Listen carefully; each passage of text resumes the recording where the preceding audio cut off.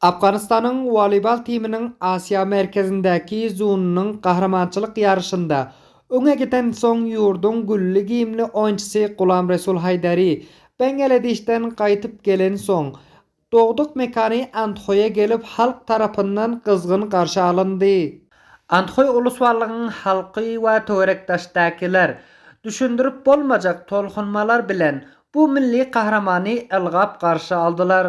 Kahraman yigitimiz ki bizlere ketteken destawur alıp gelýärler. Bular üçin bizler şularyň gelmegi üçin öňünde tesripat alıp, buların gelişigi üçin garaşyp oturan şu oturanlaryň hemmesi ýaşly we ýaşkyçy şükür alhamdulillah hemmelemiz şöyle üýşen.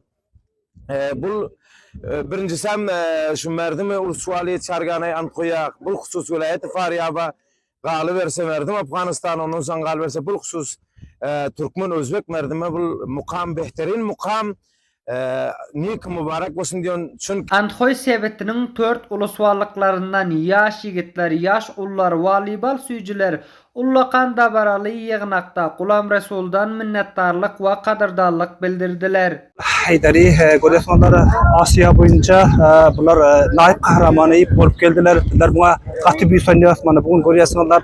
Anthoy uluswarlygynda bizler bular üçin bular garşy alyp durduk, mana peýder aýyp oturduk. Bizler gaty büýsändik begendik. Bizler mana bu ýerde Anthoy merdimi, Afganistan merdimi we Türkmen merdimi hususan hem mana görýäsiňizler bu mana şol ýarışda musabakada näme boldy?